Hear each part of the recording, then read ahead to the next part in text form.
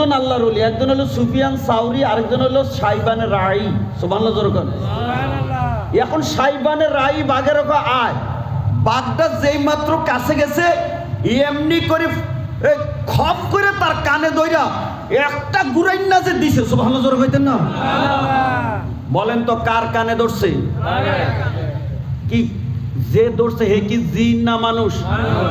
নাম হলো সাইবানে রাই, সাথে আর একজন তিনি হলেন সুফিয়ান সাউরি।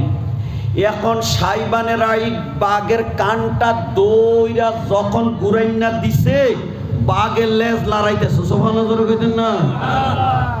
এইবার বাঘের ডারে গুরাইন্না দিয়া দোনো কান ধরে এইভাবে উপরে নিচে আসার দিছে। সুবহানাল্লাহ জোরে কইতেন না?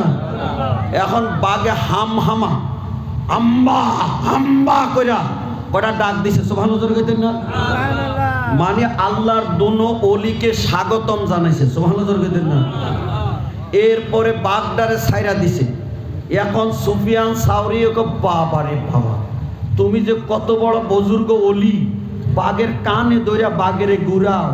সুবহানাল্লাহ জোরে কইতেন না? আর বাঘে তোমার অভ্যর্থনা জানাইয়া এটা ডাক দেয়। হযরতে সাইবানে রাই কয় তুমি কি দেখছো? মানুষে আমারে চিনে ফেলবে, আমার বুজুর্গি প্রকাশ হয়ে যাবে, এই ভয়টা যদি আমার না থাকতো তো বাঘডারে আমি সারলাম না। এই যে আমরা গাড়টি গোটটা কান্দে কইরা ফিটে কইরা কষ্ট কইরা পার করতেছি, এত কষ্ট না কইরা গাড়টি গোট্টাটি সবটি বাঘের ফিটে দিয়া দোনোজনে বাঘের উপরে উঠটা মক্কার মধ্যে চলে যেতাম। জোরে করো না নারে তাকবীর, নারে রিসালাত। হ্যাঁ, আমার মানুষের জাইনা ফেলাইবো আমার বুজুর্গি, এই জন্য এটা পাবলিকে যাতে না জানে এই জন্য বাগদার ছাইরা দিচ্ছি। সুবহানাল্লাহ জোরে কইতেন। শুনছেন কাহিনী? আমরা কেমনে নিজেরে নিজে প্রকাশ করব এটার জন্য ব্যস্ত, আর আল্লাহর ওলি বাঘ দইরা ছাইরা দিছে যাতে গোপন থাকতে পারে। সুবহানাল্লাহ জোরে কইতেন না? ইস, এবার বলেন তো দেখে বাঘের পাওয়ার বেশি না মানুষের পাওয়ার বেশি? হ্যাঁ, হযরতে সাফিনা রাদিয়াল্লাহু তাআলা আনহু, সুবহানাল্লাহ জোরে কইতেন না?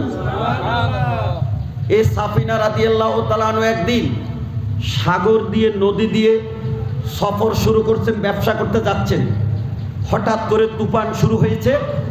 ফানকাসারাত, তুফানের ধাক্কায় নৌকাটা ভাঙ্গা এই সাগরের মধ্যে একদম তছনছ হয়ে গেছে।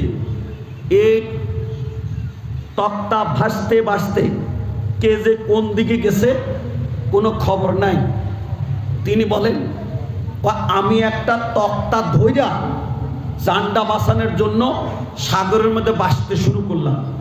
ভাসতে ভাসতে ভাসতে ভাসতে যখন নাকি আমি নদীর পাড়ে আসলাম, আমি তীর খুঁজা পাওয়ার পরে যখন আমি শুকনার মধ্যে হামাগুড়ি দিয়ে উঠলাম, সাইয়াদের ডেঞ্জার অবস্থা।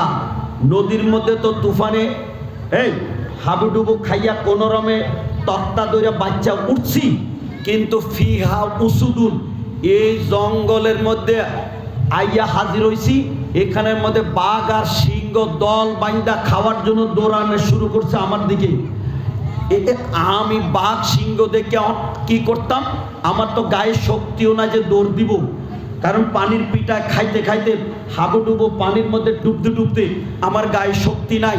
এই সময় আমি ডাক দিয়ে কইলাম, ইয়া আবাল হারেস, আয় বাঘ, তোরা যে আইতেছস আমরারে খাইতে, আমারে খাইতে, তবে খাওয়ানোর আগে পরিচয় জাইনা ল, আনা মাওলা রাসূলুল্লাহ। সুবহানাল্লাহ। আমারে যে তুমি খাইতে আইও রে বাঘ, তুমি কিন্তু জাইনা ল, আমার পরিচয় শুনো, আমি হইলাম নবীজির গোলাম।